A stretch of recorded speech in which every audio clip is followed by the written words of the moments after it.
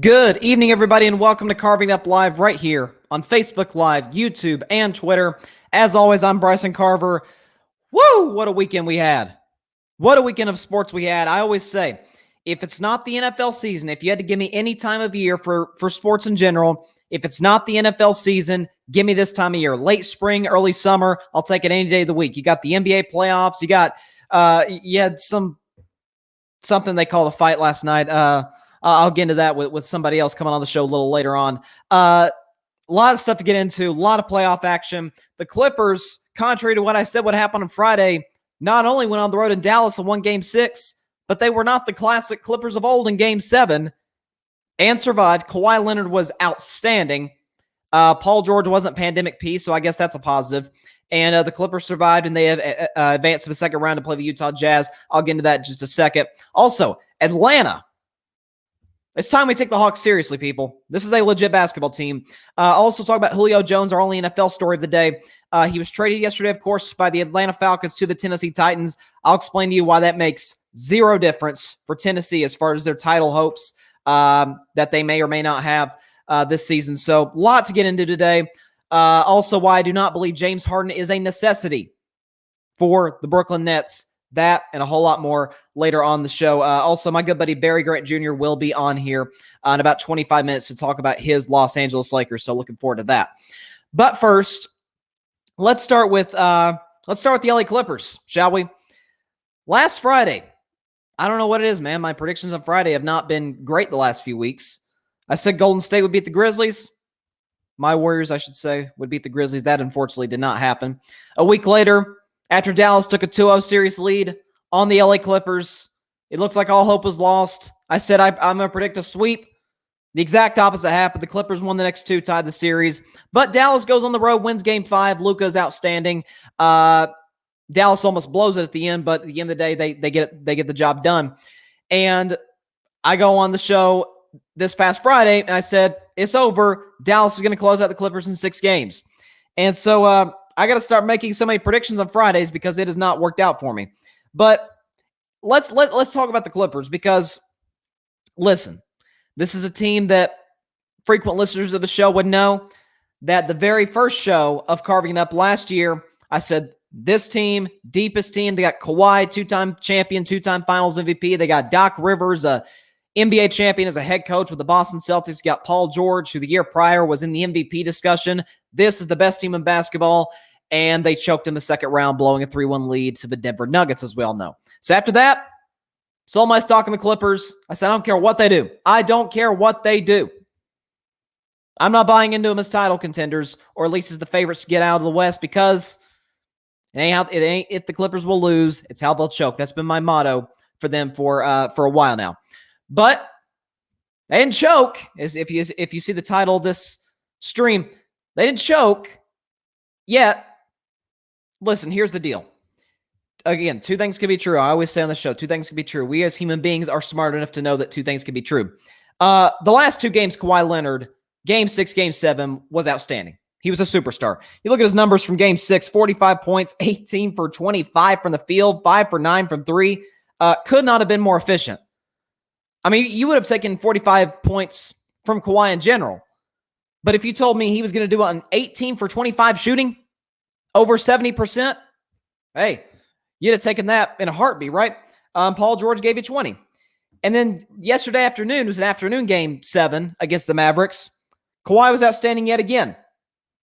Gave you 28 points, 10 for 15 for the field. Almost had a triple-double, by the way. You know, Kawhi, something that hasn't been talked about, I feel like, enough about Kawhi Leonard is his assist numbers have gone up in the last couple of years. He's never going to be like a triple-double guy. I don't even know if he's ever had double-digit assists ever in a game. Maybe he's done it once or twice, but I can't recall when he's done it. He almost had a triple-double yesterday. Paul George gave you 22. Wasn't pandemic P, as I mentioned. Reggie Jackson, the entire series, was money. You know, he made the shot at the end yesterday that pretty much shut the door when Dallas tried to make a run there at the end. Reggie Jackson, not Mr. October, Reggie Jackson, but Reggie Jackson, NBA Reggie Jackson.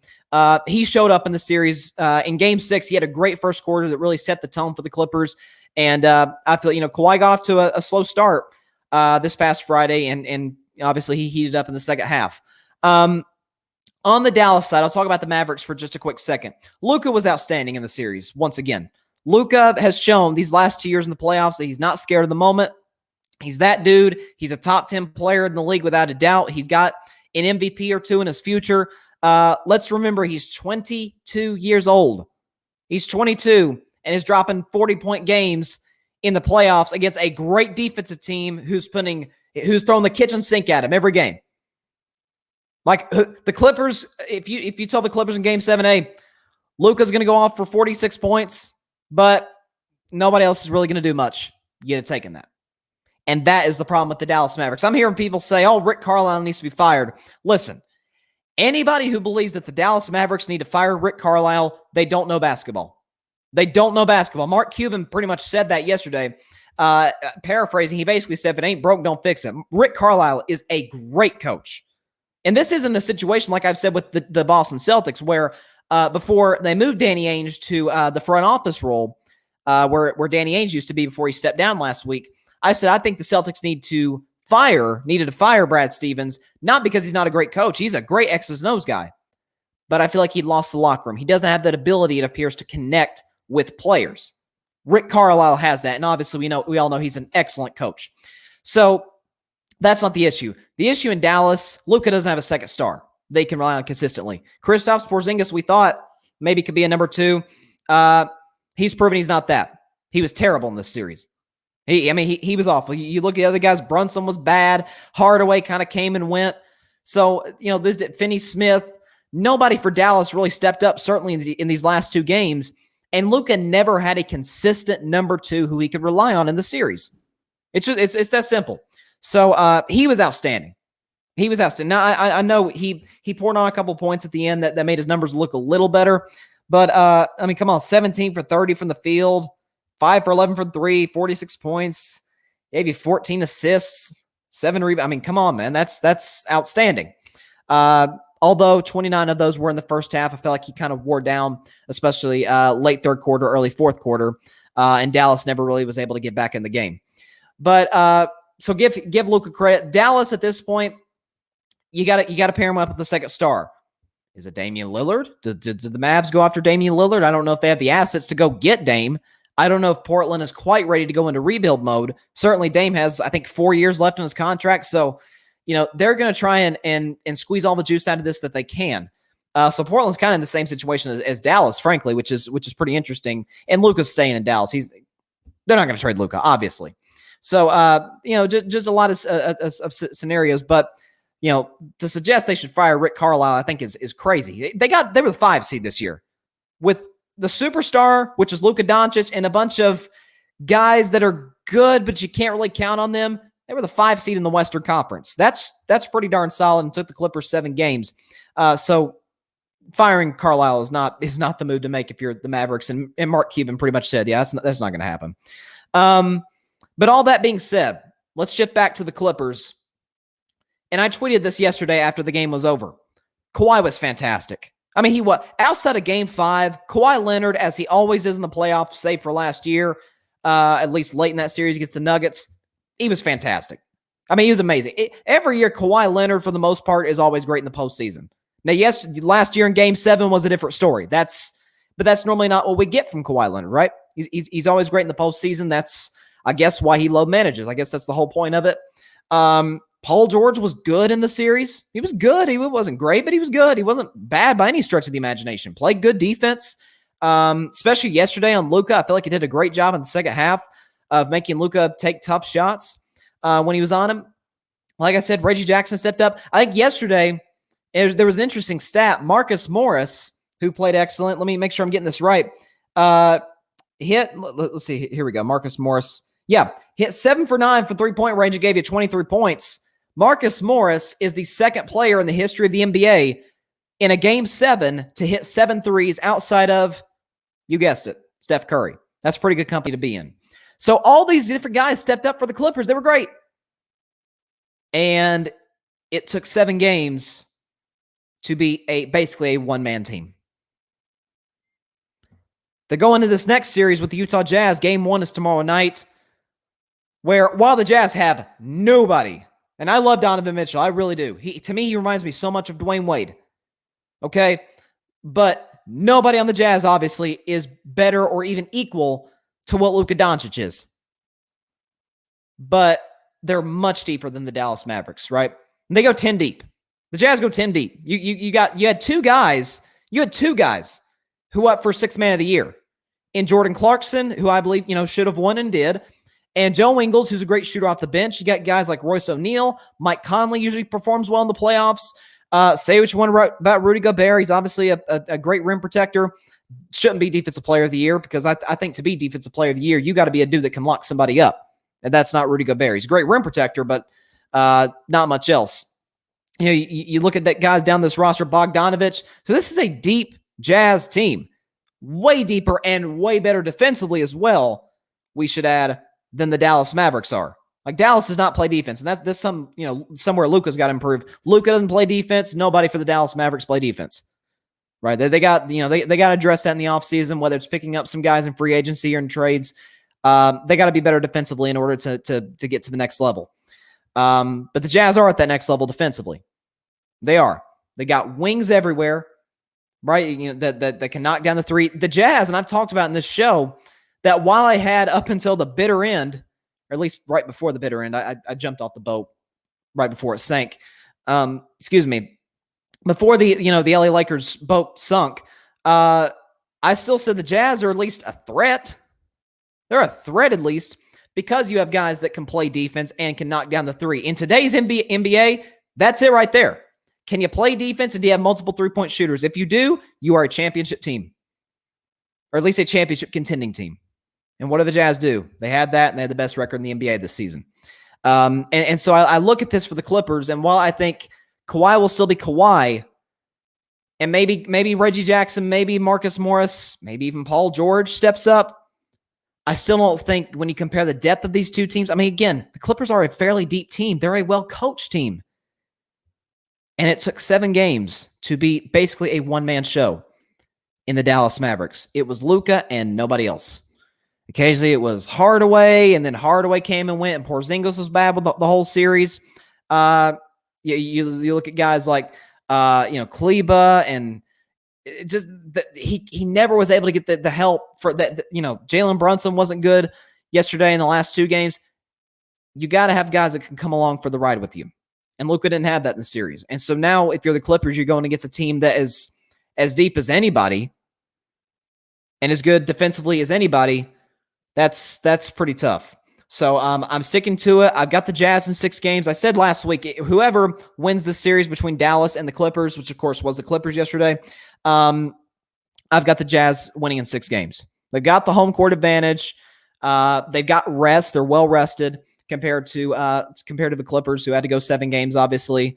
Both teams are good defensively. Jazz are a better three-point shooting team, and they are much deeper than Dallas. So I'm going with the Jazz to win in 6 games over the Los Angeles Clippers. And I still don't trust them as the favorites to win the West. Keep in mind, this is a team that has never in their history been to the conference finals. So why am I supposed to sit here and say that I trust them to be a better team overall, which the Jazz are? They are a better overall basketball team than the Clippers. Okay? They have the home court, and history tells you that the Clippers in second-round series, even when they've been favored, 2015, 2020, they'll find a way to screw it up. It's what they do. I'm sorry. I hate to sound like Stephen A. Smith with my Dallas Cowboys, but it's what the Clippers do. In their history, they go to the postseason occasionally with high expectations, and they blow a 3-1 lead to Houston in 2015. In Game 6, having a massive lead and ended up losing by double digits, right? Remember that? Last year, we all know what happened against the Denver Nuggets. They blew a double-digit lead in Games 5, 6, and 7. That is the definition of choking.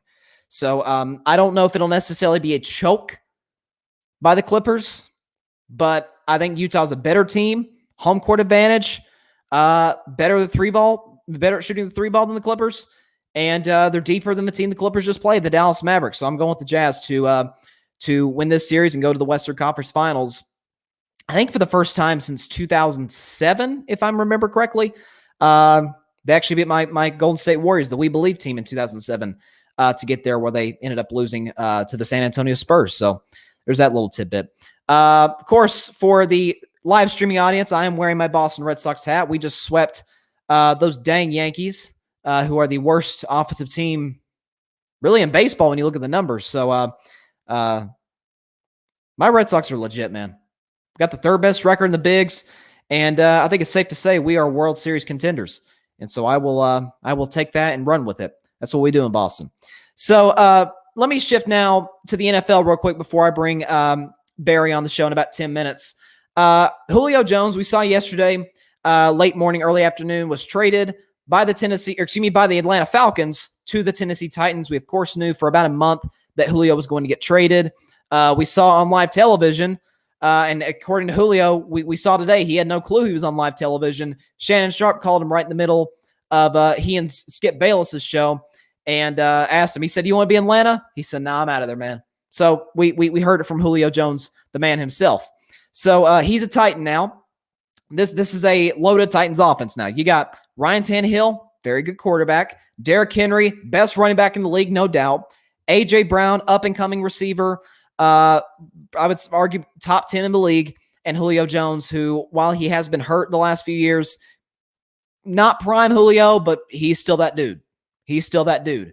And something else that doesn't make sense to me before I get into the meat of this Julio Jones to the Titans discussion is, how do the Titans only have to give up a second and fourth round pick? Like, how does that happen? A second and fourth rounder for one of the better receivers that we've seen, arguably the best receiver of the last decade. The decade as a whole. Calvin Johnson only went half the decade, right? Retired in 2000 after the 2015 season. Certainly other guys you can mention. But I mean, this is as great of a receiving talent as this game's ever seen. I actually remember talking to a former, I think he was a former tight end at Alabama, actually played under Bear Bryant. And he was saying that he goes to all these Alabama summer practices and stuff. He said Julio Jones is the greatest athlete he's ever seen at the wide receiver position. And this is in Alabama too. This is Alabama's wide receiver U. They got a first rounder or two first rounders every year. Right. So that tells you all you need to know. So while Tennessee's offense, I think it's safe to say, it's top 10 in the league now. You got the best running back and got one of the better receiving tandems in the league with a very much more than competent quarterback in Ryan Tannehill. Certainly not a guy we consider a great quarterback, but we saw what happened when he was under Adam Gase, right? Adam Gase makes everybody look bad. He makes everybody look bad. I think he will take a step back because Arthur Smith got hired by the Atlanta Falcons, ironically. And so I think he'll be good, but not what he was in 2020. So that'll be interesting to follow. Here's the thing with Tennessee is that the Titans have a glaring hole, and we talked about it on the show all last season. Their offense was good. Derrick Henry was Derrick Henry. King Henry. They won the division. But their defense couldn't get stops, and in particular, their pass rush was awful. I think they were like third to last in the NFL in sacks. I mean, their pass rush was terrible. And so when I step back and look at it, I say, okay, Tennessee's offense is clearly better, right? But in the AFC, they're not beating Kansas City. They're not beating Buffalo. Heck, they're not beating Cleveland or Baltimore, two teams out of the AFC North, right? Those are better overall teams offensively and defensively. And while, I'd argue even with the Cleveland Browns, I'd argue Tannehill and Baker are on that kind of same level. Baker's got Odell and Jarvis and Njoku and Higgins and a great offensive line and Nick Chubb and Kareem Hunt and a great defense with Myles Garrett and a great coach in Kevin Stefanski. Like, this is a loaded Cleveland Browns team and one that's absolutely a contender this year. And so I look at that. Kansas City, we know what they are. They've been to 3 straight championship games. They've been to 2 straight Super Bowls, and they got better in the offseason in the spot where they needed to, their offensive line. Right? They did it in the draft. They did it in free agency and in trades. So, the Chiefs did what they had to do to address their most glaring need. I do have some concerns about their up and down defense. Buffalo. Josh Allen had an unbelievable year last year, was in the MVP discussion towards the end. I think he had like 46 touchdowns or something crazy like that. Stephon Diggs is proven once again to be one of the 5 best receivers that we have in the league. Their defense was great, came on at the end of the season. Sean McDermott's one of the best coaches in the league that nobody talks about. And they play in a division where, frankly, there's nobody really threatens them. I mean, I like Miami, but is Tua is he that guy? New England, come on. If Jonnu Smith and Hunter Henry is your main free agent signings, I think you've got a lot of holes to address still. And the Jets are still very much in rebuild mode, even with the drafting of Zach Wilson, who I'm not huge on. So the Bills are going to win the division easily. Chiefs, even with, Chargers might make it interesting because I think they'll be a playoff team this year, but they're not going to threaten the Chiefs. Chiefs will win the AFC West. Bills will win the AFC East. And so while Tennessee is better offensively, does it really, in the long run, impact their championship hopes? I mean, I think best case scenario. I mean, I got the Colts winning the division. I got, all my criticisms of Carson Wentz. He's an upgrade from Phillip Rivers, right? He's with the coordinator that got him in the MVP discussion. Some would argue the MVP favorite in 2017 and Frank Reich. He's got probably the best offensive line in football in front of him. He's got Jonathan Taylor, who I loved coming out of the draft in Wisconsin last year, said he's going to be great, gave you 1,000 yards last year. He's got a good receiving core, and he's got an unbelievable defense led by Darius Leonard. So I think the Colts all around are a better football team than Tennessee. Maybe Tennessee wins the division with, maybe a 10-5, or excuse me, a 12-5 record, and maybe the Colts are somewhere around 11-6. But I think the Colts are a better football team than Tennessee is. And so, as far as solving their glaring need, do they really do that? Like, I don't. Julio makes them better. He does. But he's not that stage of his career. And I don't even know how many wide receivers there are in the history of the league. I mean, maybe outside of the GOAT, Jerry Rice, but how many receivers in the history of the NFL could come in and immediately make you a championship contender? Like, great as receivers are, they are replaceable. There's more great receivers now than I think there's ever been. So I think with all that considered, the Titans are obviously better today. But the pass rush, did they really address it? They didn't address it in the draft. Didn't address it in free agency. They tried to last year with Jadeveon Clowney, and that didn't really work at all. And so I step back and I say, Kansas City's better today. Nope. Excuse me. Nobody would deny that. Buffalo's better than them today. I don't think anybody would deny that. You look at the Cleveland Browns. Cleveland Browns, albeit with Mahomes hurt, almost advanced to the AFC Championship game last year, and they got better with, Grant Delpit. People forget about Grant Delpit last year, right? He was the best defensive player on that LSU team a couple years back with Joe Burrow, to me, the greatest college football team ever that won the national championship. He tore his ACL last year. He'll be back healthy, right? You got the Johnson guy from the Los Angeles Rams. I think he was a Pro Bowler. So, like, the secondary was kind of the weak spot. The secondary and linebacker was kind of the spot where the Browns were, needed an upgrade. And they didn't really do that linebacker, but they absolutely did that as far as their defensive backs. So, all that considered, you look at the Baltimore Ravens. We know what Lamar Jackson and that amazing organization Baltimore represents. So, I like Tennessee. Best case scenario, they're the fifth best team in the AFC. I think they're sixth behind Indianapolis. I think Indianapolis is a better team than them. So there you go. All that considered, I definitely respect the move. I mean, if you told me, hey, Julio Jones for a second, fourth round pick, I'd jump at that immediately, without a doubt. So I don't blame for Tennessee for making the deal. But as far as people saying, oh, this puts them in the Super Bowl window, they'll be a playoff team.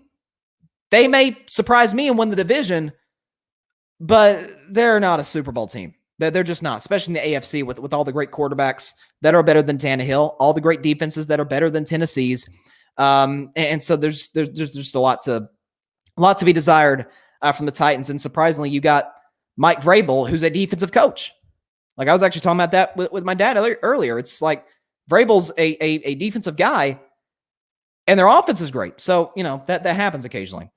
There was a story I saw yesterday involving street clothes, as Charles Barkley called them, Anthony Davis. And according to Draymond Green, now Draymond Green is with Clutch Sports along with Anthony Davis, right? LeBron's agent, Rich Paul. And Draymond basically kind of told on his Clutch teammate, his Clutch Sports teammate, by saying, yeah, Anthony Davis didn't really work out in the offseason. Okay, that explains the injuries. And so I was thinking about this. So what better way to dive into this than to bring on my good buddy, Barry Grant Jr., the host of the All Even podcast. He's also a fan of the Dallas Cowboys. We at least agree there. And the New York Mets, who lead the NL Least. Would you please welcome Barry Grant Jr. of the All Even podcast? How you doing, my man? What's up, Bryson? How you doing, my man? I'm doing great. I had to bring you on the show when you sent me the Anthony Davis thing that Draymond Green said. I guess it was on a podcast. Floor is yours, man. You see the shirt that I'm wearing, right? Kobe. Yes, sir.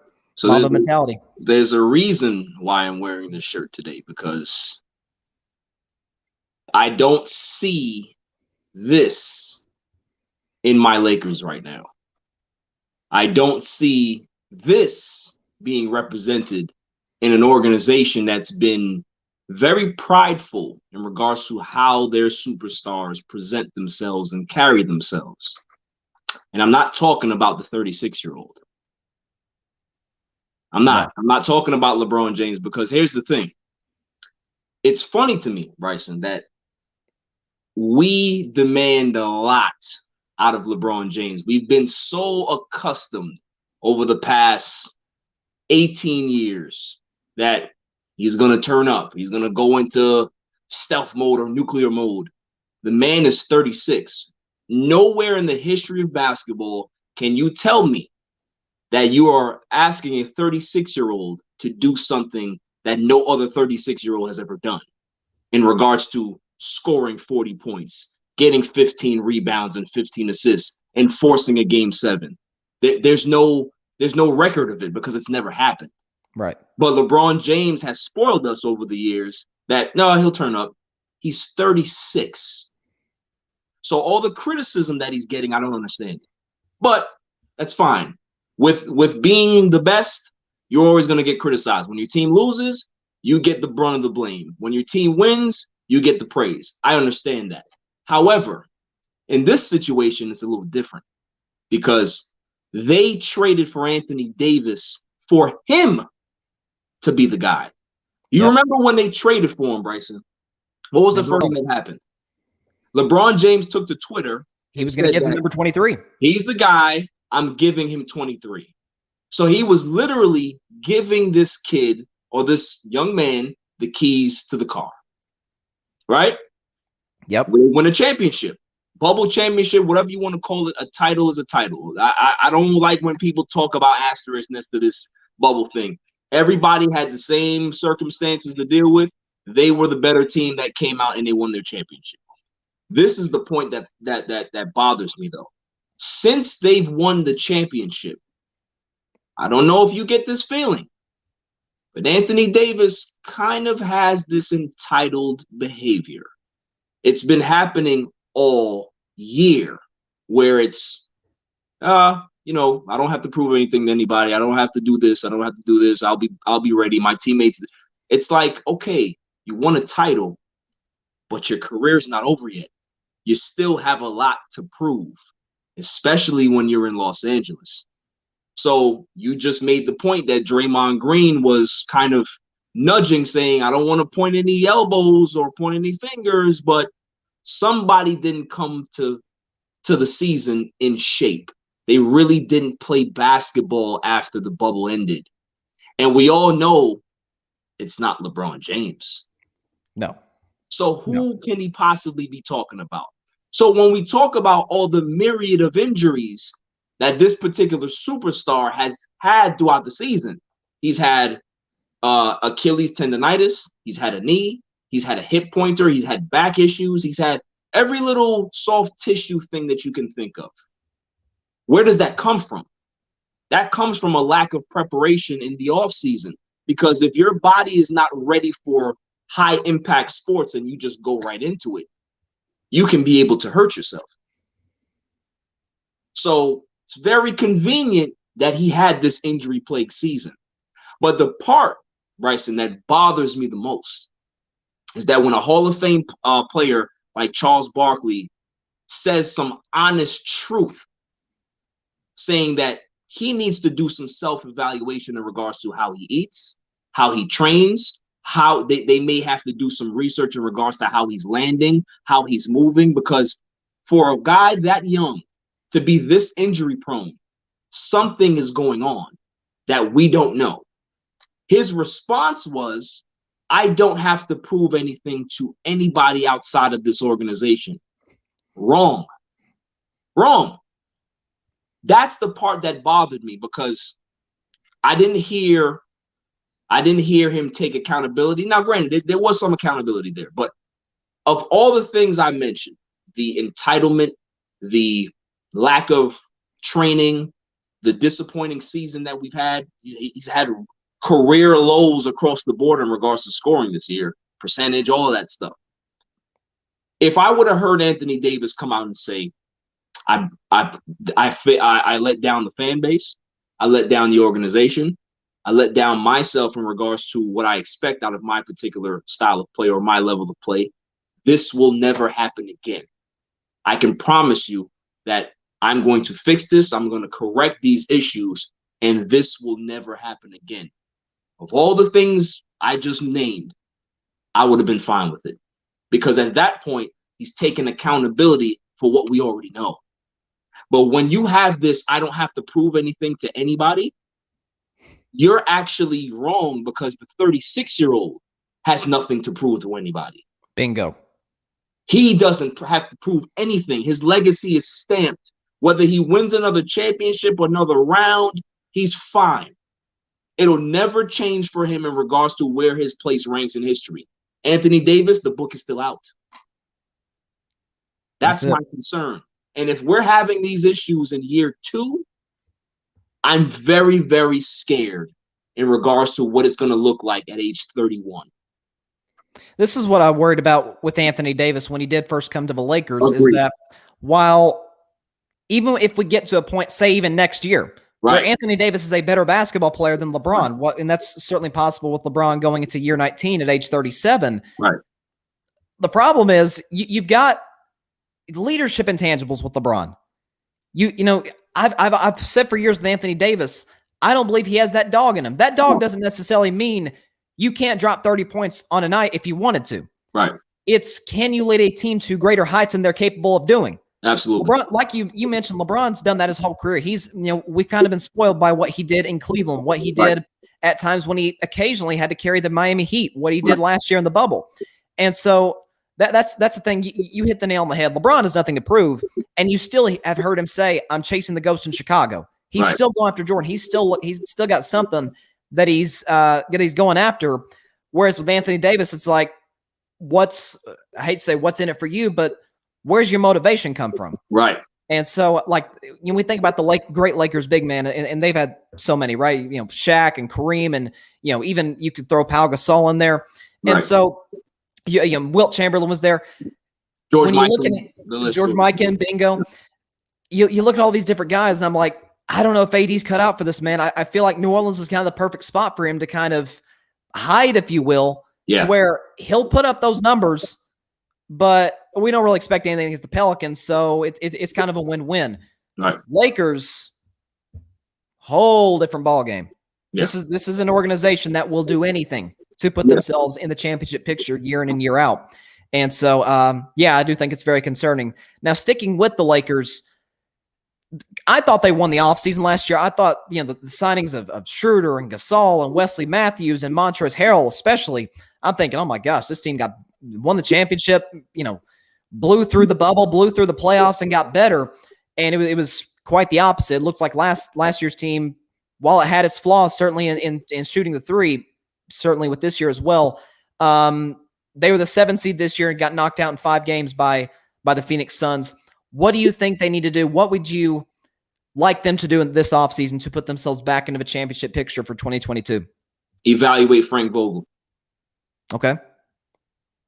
The reason why the Lakers didn't have the success that they should have had is Frank Vogel. It's not the players. The players are who they are. Okay, if you want to say that a lot of guys underachieved, Wesley Matthews, he underachieved in regards to having career lows in regards to field goal percentage. I think he shot like 35% from the field, 34% from three. But when you're jerked in and out of the lineup all year, as an older player, it's very hard for you to catch a rhythm. Yeah. So that's my thing with him. Plus, he's a depth guy. I don't think that later on in the season, he was asked to be a significant part of this team. But the reason why I say that you have to blame Frank Vogel is that he's the one that's in charge of rotations. Back when he was in Indiana, he had the same issues. He never played the right players. This is why they struggle against Cleveland. This is why they struggle against Miami. It's because it's not like they weren't good enough. It's the fact that certain people didn't play in certain situations, and it allowed the Heat to have an advantage going into those game sixes, going into those game fives. They never won the big game in Indiana. Why? It's because of the rotations. It's about who you play. Now, here's my thing with Frank Vogel. And I had said this from day one. When they signed Dennis Schroeder, traded Dennis Schroeder, I said that, okay, I like the move. I like Dennis Schroeder's toughness. He's a young guy. His age matches up with Anthony Davis. That's great. But I hope they're not bringing him in here to start because he's not a starting point guard. It would be great for him to come off the bench with Harold and that second unit, Kuzma. That would have been a special bench. But what do? They insert him into a starting lineup on a defending championship team. So now you have to acclimate him into a rotation that you don't know how he plays. You don't understand the dynamic in regards to where Anthony Davis likes the ball. Dennis Schroeder has never been a guy to be able to make his teammates better. He's a scoring guard. That's not a high-scoring guard. He has a scorer's mentality, but he's not a 20-point scorer. So what did you actually bring him in for to start? My whole situation was, or my whole problem was, start Wesley Matthews out the gate.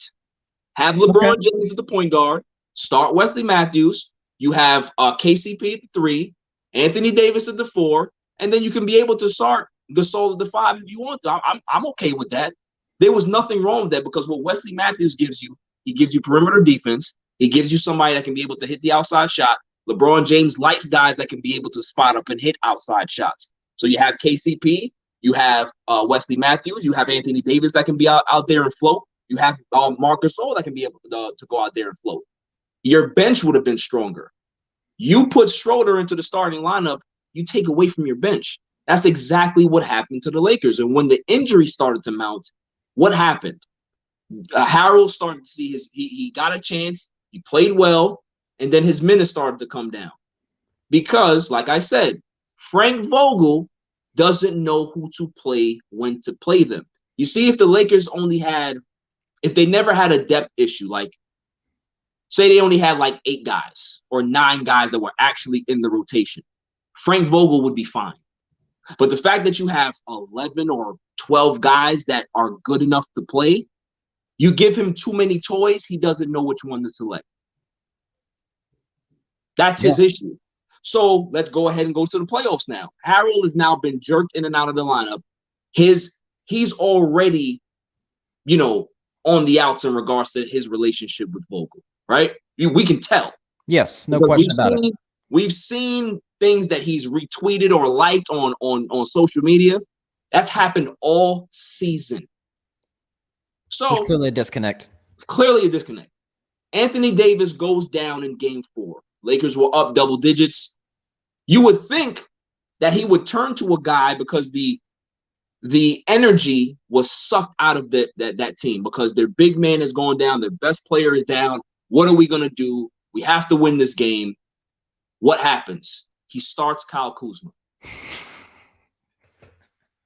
Harold is sitting there on the bench, Bryson. Oh, man. You start Kyle Kuzma. What happens after that? The Suns go on a ridiculous run, right? A ridiculous run. But he says after the game, I think Kyle Kuzma played well. Where?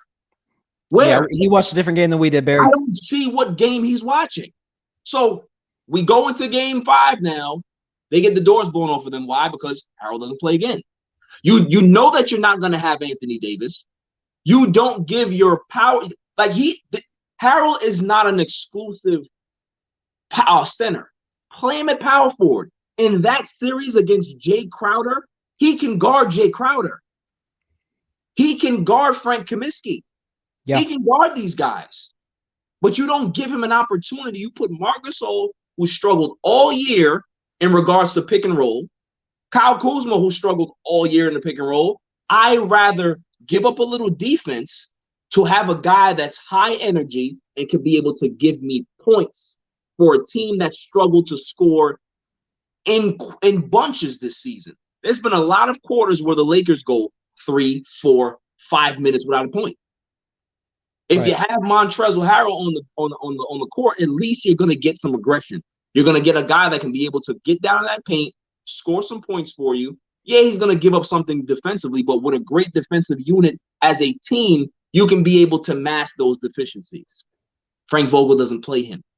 Look what happened in Game 7. The biggest mistake that you can make as a coach is to let your player dictate what's going to happen when he's hurt. When your player is hurt and the witch doctors who cleared him in Los Angeles, I don't know who cleared him, but you as the coach is going to say, I know the doctors cleared you, AD, but here's the situation. I'm not playing you. And if I am going to play you, you're going to come off the bench. So we're going to give you some additional treatment. You ride the bike, see if you can be able to stay loose. If it doesn't loosen up and you don't feel like you can be able to go, then we're not going to do it. We're going to give Harold the start. Whatever happens tonight, we're going to give him the nod. You don't do that. So naturally, as humans, right? If I know that my big dog is in the lineup, you kind of prep up, you get excited. But from what I'm hearing, everybody knew that in warm-ups, he wasn't walking well. I heard Dennis Schroeder talk about that. Right. He wasn't walking. He wasn't working out well. Things weren't looking good. As a head coach, you're seeing your player and you still make the decision to start him. That, to me, Bryson, is a death blow to your team. Right. That is a coaching problem. It has nothing to do with the players. The players are going to do what the coach tells them. You have to save, as a coach, you always have to save your players for themselves. Your players will always tell you, I'm good to go, coach. I can play. Whether they have a concussion, whether they have a back issue, they understand the importance of the game. They don't want to get out. It's your responsibility as a head coach to tell them they're not going. Yeah, I agree with you. I think there's two things, honestly, that I look at with the Lakers and why they didn't even get out of the first round. I do think you make a good point about Vogel, that last year in the bubble, when everybody was healthy, you had the 4-month hiatus, and you were in series where gentlemen sweep against Portland, gentlemen sweep against Houston and against Denver, and Miami never really threatened you, especially with 2 of their 4 best players out with injury. And so he was never put in that position where he had to make adjustments, like you said, like he had to in those semifinals and conference finals in Indiana against the Heat. We all know he's a great defensive coach. The Lakers were number 1 in defensively this season, so that's not the issue. If you're the assistant coach, right? Okay, that's maybe that's a different story. Maybe that works. I don't know if Jason Kidd is that guy you want to put as as your head coach. He Brooklyn didn't really work and Milwaukee didn't really work. So I look at that and I look at the fact that last year when LeBron was off the floor, you had Rondo. You had your quarterback on the floor. Whereas this year you're having Dennis Schroeder, and that obviously didn't work whatsoever. I think, and we've talked about this before, I think Kyle Lowry's the guy. I think you go out and get Kyle Lowry. He's playing a lot of big games. Yeah. He's got a ring. The moment's not going to be too big for him. He's not going to be expected to be the guy like he was in Toronto with DeMar DeRozan all those years. And so you get him, and once you take LeBron off the floor, it's like, okay, we have a guy, a veteran we can trust that can get it done for us while our superstars, on the bench. So I think that's a few things you can look at, because I'm hearing, social media doing what it does. You're hearing, Dame might get traded to LA. LA doesn't have the assets to go get Damian Lillard, and I don't think Portland's going to trade him anyway. And then you hear stuff. Here's the thing with that. I think that if a player has a no trade clause, which Dame does, right? He goes to Portland and says that he only wants to get traded to the Lakers. They have no leg to stand on, because he can be able to deny any trade. So they're going to have to work with Los Angeles exclusively, which means that they're going to have to do something that Brooklyn did. Remember, Brooklyn didn't have the assets to facilitate a trade. They had to get 2 other teams to get in there to make this work. Yeah. So that's how to do it. So if they don't have the assets, they can be able to get a couple more teams in here to get it done. So is that a possibility? Yes, but is it a pipe dream? Absolutely. Absolutely. Yeah, I think the Blazers are going to go. I don't know who they're going to hire as their next head coach. Obviously, Jason Kidd we saw yesterday is out of the picture, so we'll see who they hire. I think they're going to try and give this one more go with Dame. Yeah. If it's the same as this year, they're the 5 or 6 seed and they go out in 6 or 7 games in the first round. I think they might blow it up, but I think they're going to give it one more run. Yeah. And then as far as I've heard, Steph might go to the Lakers. Steph's staying in Golden State. He's going to sign that max extension. He's going to pay him over $50 million.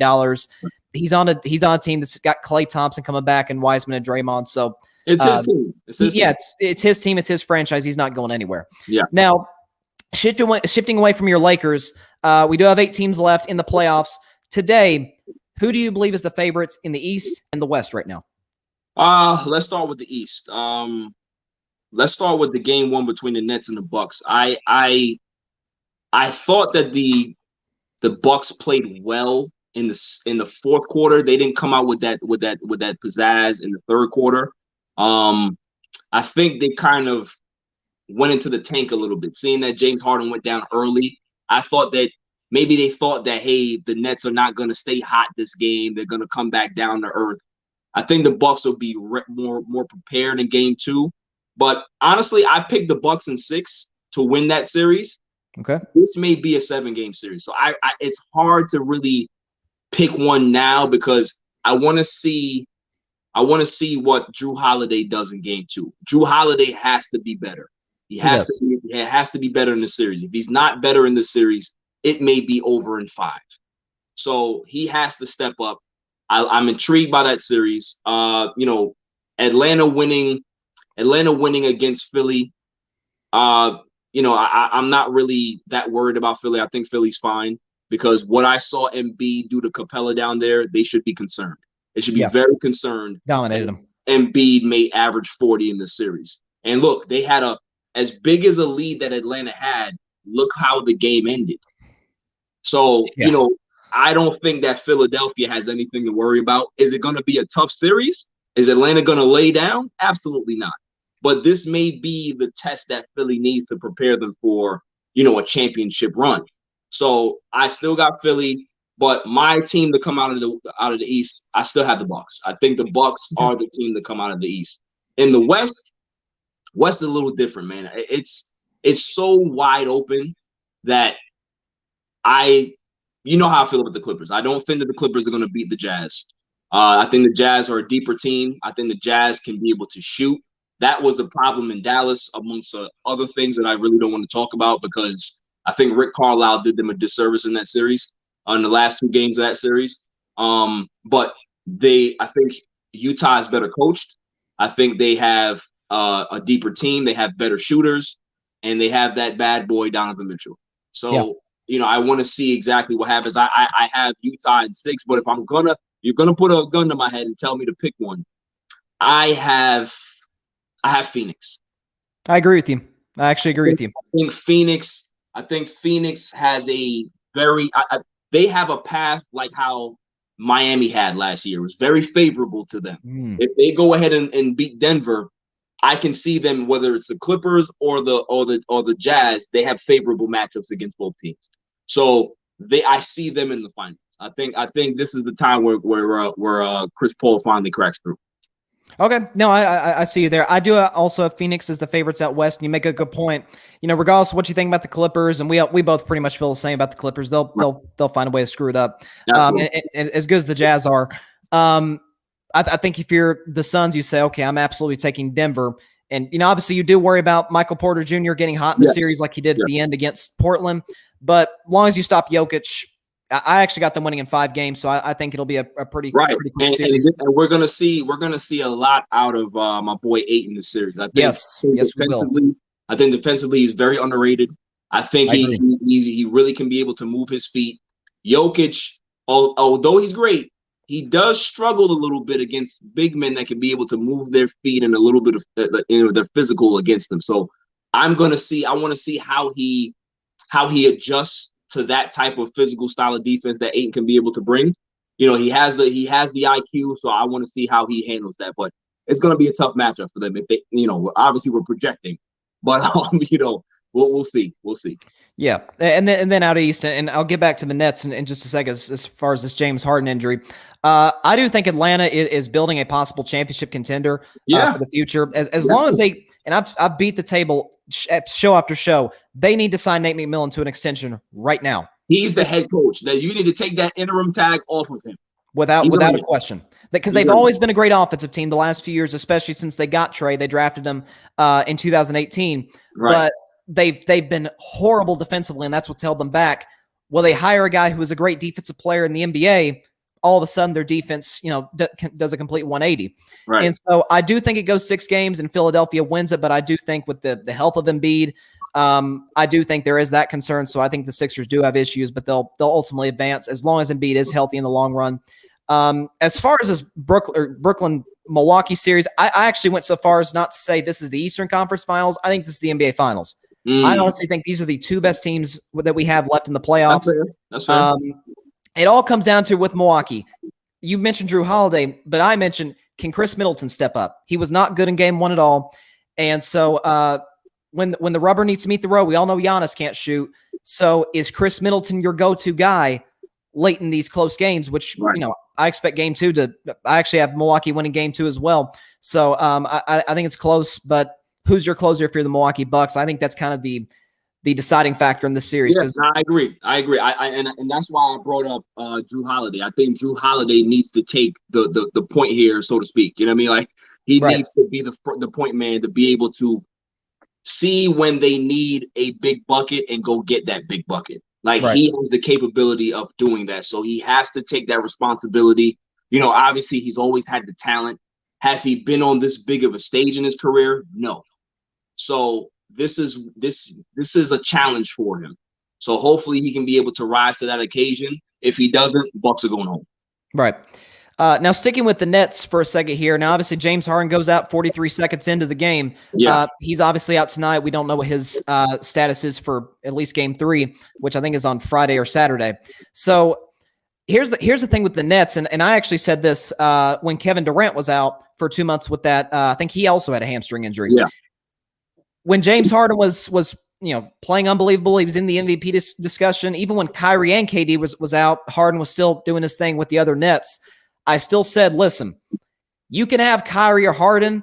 You have to have Kevin Durant in order to win a championship. 100%. And so I still believe, listen, we went into the season thinking, I don't know if you did or not, but certainly I did, that I picked the Nets to win the Eastern Conference. Many did pre-James Harden. And so I think with him out, obviously, you do lose that playmaking at the point guard position, which obviously he led the league in assists. But I still say, okay, Kyrie can score with the best of them. KD, I believe, is the greatest pure scorer that the game has ever seen. And you see guys like Blake Griffin give you 18 points, 14 rebounds, and all the hustle plays he made. Mike James, Claxton. So all these different guys stepping up. I do think it goes 7. Like you, I think it's a 7-game series, and the Nets pull it out in the end. But I don't think James Harden is a necessity to winning a championship. What say you? Yeah, you said it really perfect. I can't really add much to that because James Harden has never shown us the ability to rise to the occasion in clutch games in the playoffs. Yep. So, the fact that he's now looked at as a third wheel here, there's no pressure, but the best ability is availability. And when you have hamstring issues that he's battled the entire season because he came in, just like we talked about with AD, much out of shape because he wanted out of Houston. So those things creep up on you.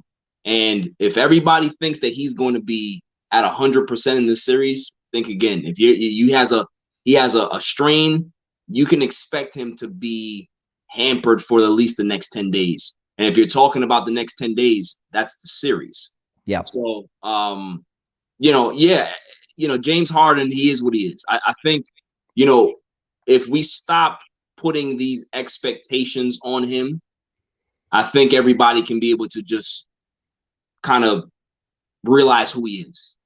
He is who he is. He's a great dynamic scorer in the regular season, but when it comes to playoff time, you can't really expect that. The games are called differently. They're a little bit more physical. His game doesn't translate that way, and he doesn't really like to take the big shots in games anyway. So what are they really getting out of him?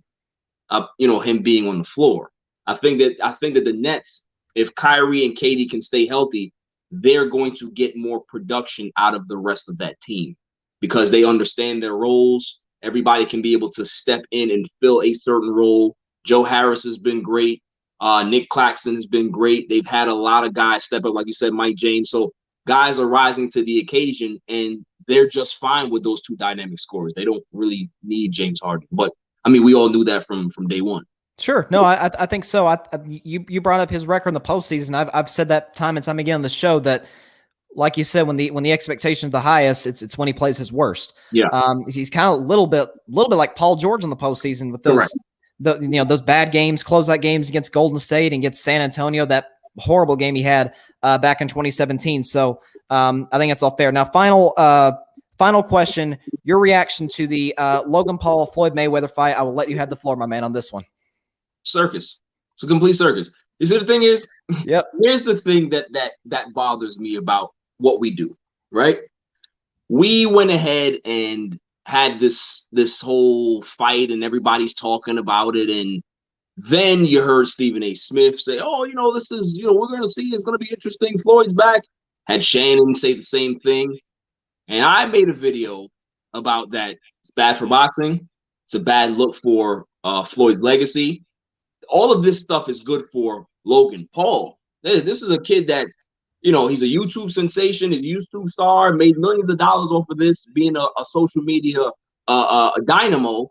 And he can be able to tell his grandkids one day that he fought arguably one of the best pound-for-pound fighters in the history of boxing. It's done everything for him. It does nothing for Floyd. Nothing for Floyd. It does nothing for the sport of boxing. People are buying pay-per-view tickets, Bryson, to watch Chad Johnson fight in an undercard. People are watching, so what's the difference between those bar fights? Were people watching those? Were they watching celebrity boxing? I don't remember everybody running to the screen to watch celebrity boxing. I don't remember that. So, but the fact that you now have these social media darlings, and it's a joke. And people need to stop investing into this and looking at it as a serious challenge to boxing, because what it's doing. I had a conversation with one of my friends the other day, and he said that, oh, well, if 1% of these people tune into boxing, it's great for boxing. Is it really? Is it really? Boxing has been compromised in regards to its popularity for decades now. This is the reason. Is because you don't have the stars that are fighting each other. Back in the 80s, back in the early 90s, 70s, 60s, everybody was fighting the best. You don't have that in boxing anymore. You have things like this where it's more of a sideshow. This makes boxing even more of a sideshow, where people are going to look at serious boxing and they don't care about it, because you know why? The casual fan thinks that this is boxing. That's the sad part, is that people that are your age and younger that are growing up think that this is what boxing is, when it's not. And for people who are boxing fans like me, people who are older than me or whatever, or even young like you that love boxing, they should be ashamed to see this. No, it's complete joke. It's I didn't watch it yesterday because I didn't either. I said on my show months ago, I said that I will never give it the time of day to talk about it on my show. I just don't. I don't know why. And look, $50, $75, $2. I don't know why people would want to waste their money on this stuff. Right. I don't. I mean, let's just think about the last year or so. You've had a 55-year-old Mike Tyson get back into the ring. You've had obviously Nate Robinson. It was a complete mess, getting knocked out. You had Chad Johnson last night. You had a YouTuber fighting a washed Floyd Mayweather. Like it's like you said, it's kind of become a circus. Yeah. So they got to get their act together at some point. And like you mentioned, I really hope this is not the case. You made the case it could get a higher rating than the Fury Wilder 3. A real fight, right? A real fight. Yeah. So it really is pretty pathetic. Like I told you, I pretty much just looked on Twitter this morning and said, okay, let's see how this mess played out. But it was kind of a joke. All right, so go ahead. No, and you heard Shannon and Steven now saying that it's bad for boxing. So you had to see it to understand that when you should have just said that to begin with. But it's the pandering. It's the old pandering. You got to be objective in this situation. Objection has nothing to do. You need to be honest. This is what it is. It's a sideshow. I mean, say it out loud. It's a YouTuber who's not even the best boxer in his own family against how old's Floyd? 41, 42 years old? He's in his 40s, 43. But here's the thing, Bryson, before you go. If we were talking about some football league with some guys that, were in a bar and they just started out of shape guys and they're running up and down and they're being put in these big arenas and there's a sellout, people want to see this thing. How do you think Shannon Sharp and all the NFL legends would feel if this is what is portrayed as football? I'm sure they wouldn't be happy about it, but it's okay for boxing to do this. You understand what I'm saying? Yeah, it's a good point. It's a little hypocritical, honestly. No, it is. So to all the people watching this, maybe they've never seen your show before, the All Even Podcast. Talk about where they can find your show, and just a little bit about yourself, just real quick here. Yeah, definitely, man. They can find me on Instagram at All Even Podcast, Twitter at All Even Podcast. My show is streaming on every major platform out there. You got Podbeam, you got Spotify, Apple Music, Apple Podcasts, Google Podcasts, Stitcher, Deezer, everything. YouTube is there. Shows are really a lot of fun. I just posted today that since May 12th, I got over 1,800 downloads. So yes, sir. The show is picking up. I'm really excited. Hopefully people can be able to tune in and enjoy it. If they don't, fine, they can always, hit me up on IG and say, hey, I didn't like this take, but I'm always engaging with listeners and stuff like that. So it's really a lot of fun. Absolutely, man. That's the way to go. Thank you for coming on the show. Appreciate it. Absolutely. I know you always keep it real, especially about your Lakers. You're not one of these Lakers that, just kind of BS and stuff like that. You tell it like it is. So I respect that. You gotta be honest, man. You got to be honest. Absolutely. Barry Grant Jr., the All Even Podcast. Have a great night, man. All right, man. I'll see you. All right. So, he makes good points about the Lakers, about the Nets. Lot to get into there with, the NBA playoffs and things of that nature. So really appreciate Barry for coming on. He's a great dude, and he's got a great show. So seriously, y'all need to check it out. So with that is all the time we have for today's show. Thank y'all so much for tuning in. Be sure to catch Carving It Up live Thursday night, as always, 6 p.m. Eastern, 3 p.m. Pacific, on Facebook Live, YouTube, and Twitter. If you're listening to Carving It Up Podcast, you can find us anywhere you listen to your podcast: Spotify, iHeartRadio, Google Podcast, Anchor. About an hour after the show ends, at 8 p.m. Eastern, 5 p.m. Pacific. So be sure to check it out if you missed the show. And so I hope everybody has a great week. Please continue to stay safe out there. God bless you all. Peace out.